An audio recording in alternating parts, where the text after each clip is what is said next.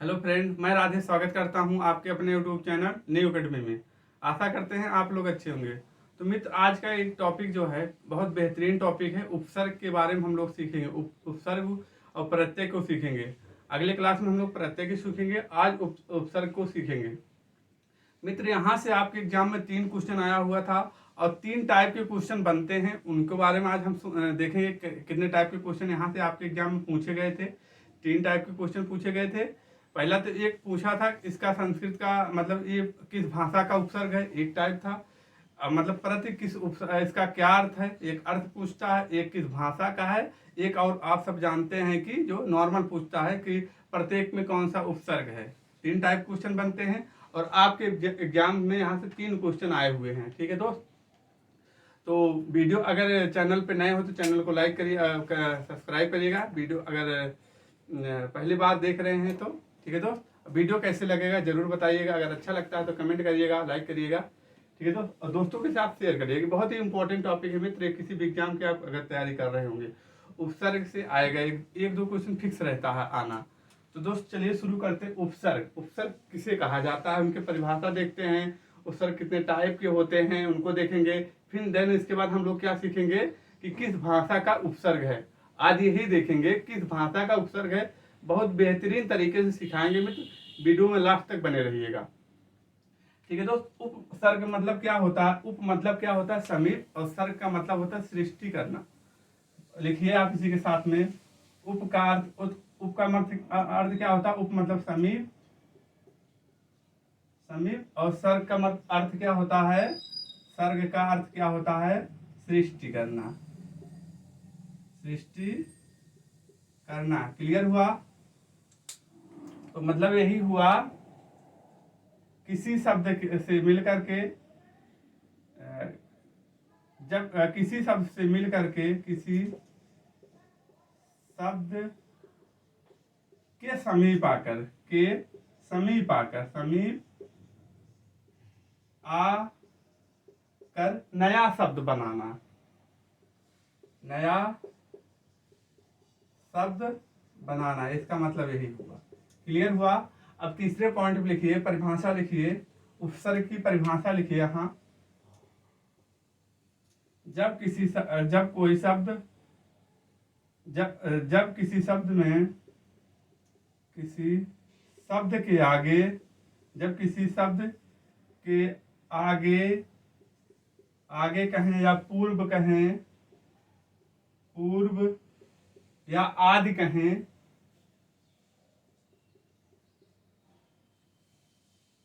आगे जुड़कर नया शब्द, जुड़कर उसमें परिवर्तन कर दे, जुड़कर उसमें, उस शब्द में परिवर्तन कर दें, परिवर्तन कर दें, तो उसे क्या कहा जाता है? तो उसे उपसर्ग कहा जाता है, उपसर्ग कहते हैं। क्लियर हुआ? एक परिभाषा और लिखिए, एक पॉइंट और लिखिए, इंपॉर्टेंट पॉइंट है। उपसर्ग शब्दांश को कहते हैं, शब्दांश को कहते हैं। क्लियर हुआ? अब परिभाषा लिखिए, एक और परिभाषा लिखिए, इंपॉर्टेंट परिभाषा है। उपसर्ग उस शब्दांश या अव्यय को कहते हैं। उपसर्ग उस शब्दांश या अव्यय को कहते हैं, अव्यय को। उपसर्ग किसे कहा जाता है? उपसर्ग उस शब्दांश या अव्यय को कहते हैं। उपसर्ग उस शब्दांश या अव्यय को कहते हैं जो किसी शब्द के, जो किसी शब्द के, जो किसी शब्द, शब्द अथवा अव्यय के आदि में, अव्यय के आदि में जुड़कर के, आदि में जुड़कर जुड़कर जुड़कर विशेषता विशेषता या परिवर्तन कर दे, विशेषता या परिवर्तन कर दे, या परिवर्तन कर दे, तो उसे क्या कहा जाता है? उसे उपसर्ग कहते हैं। क्लियर हुआ? परिभाषा कई बार आपके एग्जाम में पूछा गया है, उपसर्ग को क्या कहा जाता है? उपसर्ग को एक शब्दांश होता है, ये बहुत बार पूछा गया है। और परिभाषा भी इसकी आप याद रखिएगा, ये पूछा जाए। जैसे हमने बताया कैसे, जैसे हम हार एग्जाम्पल में लिखते हैं, जैसे हार का मतलब क्या होता है दोस्त? पराजय होता है। हार का मतलब क्या हुआ? पराजय हुआ। अब हम बोले हमारी परिभाषा क्या कह रहे, किसी शब्द के आगे जुड़ करके उसके अर्थ में परिवर्तन कर दे या उसके रूप में परिवर्तन कर दे, उसे क्या कहा जाता है? उसे उपसर्ग कहा जाता है। जैसे हम यहाँ उपसर्ग लगा दिए, एक उपसर्ग लगा दिए, अब इसका अर्थ परिवर्तन हो जा रहा है इस शब्द का, तो क्या हो जाए? बिहार हो जा रहा है, तो परिवर्तन हो गया। इसी को परिवर्तन को क्या कहा जाता है? किसी शब्द के आगे कहें या पूर्व कहें या आदि में कहें प्रत्यय लगता है, इसी को कहते हैं उपसर्ग, सॉरी उपसर्ग। ठीक है, क्लियर हुआ? इसके बाद हम लोग आते हैं, अब देखते हैं, ये तो हो गया बेसिक चीजें। अब इसके बाद हम देखेंगे टाइप, कितने प्रकार के उपसर्ग होते हैं जो आपके एग्जाम में आते हैं। यहाँ से तो एक क्वेश्चन बनता है, ये नॉर्मल टाइप क्वेश्चन है। अब इसके बाद हम देखेंगे अर्थ क्या होता है उपसर्ग का, उपसर्ग कितने प्रकार के होते हैं, और अर्थ देखते हैं किस भाषा के उपसर्ग हैं। तो आप डालिए, उपसर्ग जो है 3 प्रकार के मुख्यतः होते हैं। एक लिए संस्कृत के उपसर्ग, संस्कृत के उपसर्ग।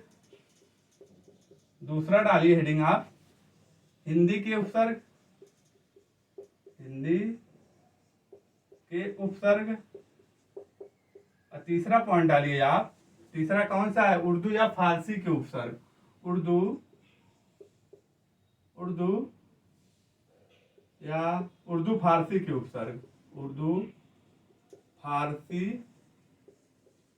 के उपसर्ग। तो कितने होते हैं? संस्कृत उपसर्गों की संख्या कितनी होती है? तो आप क्या बताएंगे? 22 बताएंगे। कितना होती है? 22 होती है। हिंदी के उपसर्गों की संख्या कितना होती है? किसी किसी बुक में 10 मिलेगा, किसी किसी बुक में आप जो है 13 मिलेगा। तो दोनों मिलता है तो आप किस पे जाएंगे? 13 को लगाएंगे आप। ठीक है दोस्त, कितना है? 13 है। इसके बाद उर्दू के उपसर्गों की संख्या कितनी है? 19 है। कितना हो गया? 19 हो गया। क्लियर? इसके बाद हम जिस तरीके से बना रहे हैं इसी तरीके से बनाइएगा। हम कंपेरिजन करके आपको याद कराते हैं, तैयार कराते हैं। जैसे कि अब एक टाइप बनता है कि किस भाषा का उपसर्ग है, ये आपका जो क्वेश्चन बनता है ये क्लियर हो जाएगा। जैसे अब संस्कृत उपसर्ग हम यहाँ लिखते हैं, जैसे कौन कौन से हैं? बड़ा आ हुआ, आ हुआ, आओ हुआ, अति हुआ, अपि हुआ, अनु हुआ, अधि हुआ, अभि हुआ, आलम हुआ, आबिर हुआ। ये सब हम संस्कृत उपसर्ग लिख रहे हैं दोस्त। इसके बाद क्या होगा? इत हुआ। इसके बाद क्या हो जाएगा दोस्त? उप हुआ, उत हुआ। इसके बाद दोस्त कौन कौन से आएंगे? प्रा हुआ, प्रति हुआ, परि हुआ, पुरा हुआ, प्राक हुआ, प्रादुर हुआ। क्लियर? इसके बाद आते हैं नि हुआ, निस हुआ, निर हुआ, सम हुआ और सु हुआ। क्लियर? इसके बाद आइए और देखिए दू हुआ, ये वाला दू विसर्ग लगाए हैं। दू हुआ, दुर हुआ और दुस हुआ, तिरस हुआ, तिरस हुआ। लास्ट में देखेंगे बी हुआ और ये बहिष्कार वाला बही, क्लियर हुआ। तो ये जो है मुख्यतः जो है, अब आप ये ना गिनने लगिए कि सर 22 कहाँ है, ज्यादा हो रहे हैं, क्या हो रहे हैं। हम ये बता रहे हैं जो आपका पूछता है किस भाषा के उपसर्ग हैं, ऐसे दे देगा। आपके एग्जाम में पूछा गया था प्रति किस भाषा का उपसर्ग है, तो क्या बताएंगे, संस्कृत के उपसर्ग। जैसे आ हुआ, औ हुआ, अति हुआ, अपि हुआ, अन हुआ, अध हुआ, अब हुआ, आलम, आबिर। एक आप इस तरीके से लिख लीजिए, इसको एक साथ में लिख लीजिए, याद हो जाएगा। इसके बाद अल्फाबेट के हिसाब से हम चल रहे हैं। आ हुआ, इसके बाद आ के बाद क्या है, ई आएगा, तो इति हो जाएगा, इति हो जाएगा, एक ही बचा। इसके बाद उप हुआ, उत हुआ, इसको याद कर लीजिए, दो हुए।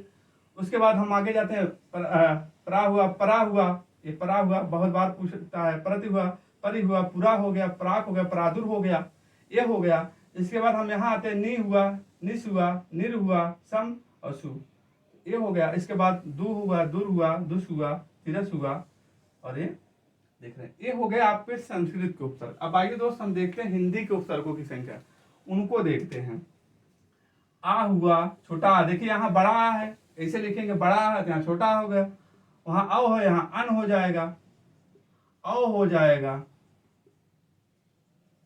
और इसके बाद अध हो जाएगा। वहां यहाँ हमारे क्या है, अधि है, यहाँ अध हो गया है। दोनों का कंपैरिजन का जैसे ऐसे लिखेंगे तो आपका तैयार हो जाएगा। आपको तैयार करना ही होगा, क्योंकि यहाँ से क्वेश्चन बनने के बहुत चांस बनता है, क्योंकि आप ये तो पूछेगा नहीं प्रत्येक में कौन सा उपसर्ग है, ये तो बहुत इजी टाइप हो रहा है। तो आपके एग्जाम को देखते हुए, ऐसे कर रहे हैं, ठीक है दोस्त, ये हो गया। इसके बाद आइए, उ हुआ, उन हुआ, कु हुआ, और का हुआ, क्लियर। इसके बाद पर हुआ। अब देखिए यहाँ पर है, यहाँ परा उपसर्ग है। अब इसे कंपेरिजन कर लीजिएगा, देखिए यहाँ परा है, ऐसे कर लीजिएगा, ठीक है। इसके बाद नी हुआ, भर हुआ, सा हुआ, सु हुआ, बिन हुआ। इसके बाद क्या होगा, दू हुआ। हम यहाँ दू बता रहे हैं, वहां दू है, क्लियर करिएगा इसको। इसके बाद हम इतना हो गया। इसके बाद हम दोस्त आते हैं उर्दू के उपसर्ग। उर्दू के उपसर्गों को हम लोग देखते हैं। उर्दू के उपसर्ग देखते हैं। अल हुआ, पहला लिखिए, अल हुआ,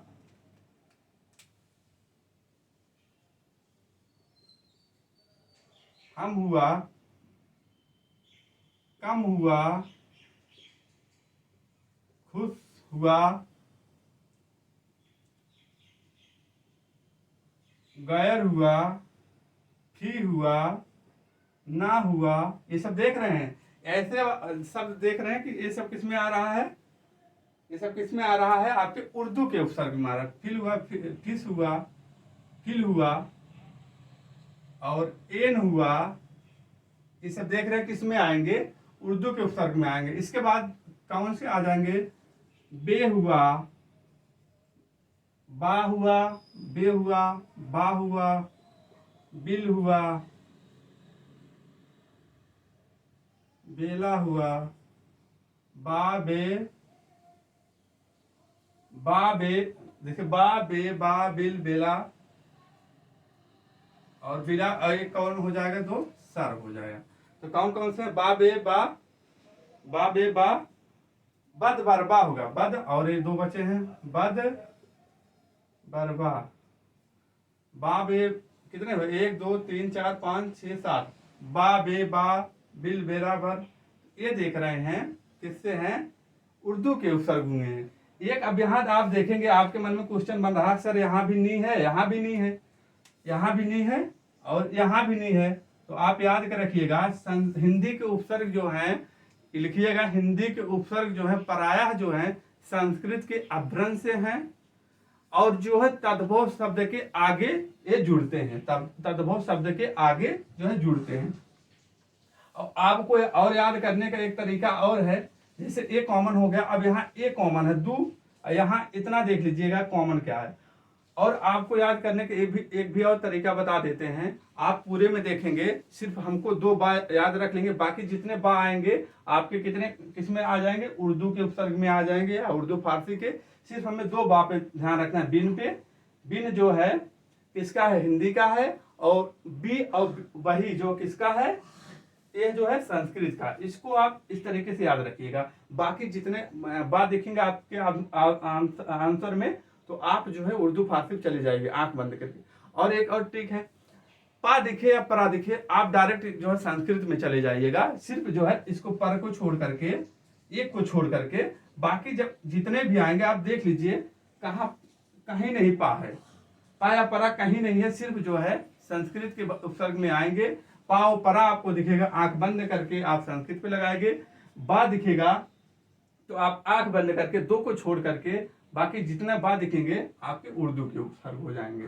ठीक है दोस्त, तो इस तरीके से आप देखिएगा, कंपेरिजन कर देखिए। सा हुआ, यहाँ देखो सु हुआ और यहाँ सु हुआ। हमने क्या बोला कि हिंदी के उपसर्ग जो प्राय संस्कृत के अभ्रंश से उत्पन्न हुए हैं, जो तद्भव शब्द के आदि में जुड़कर बनते हैं। क्लियर हुआ?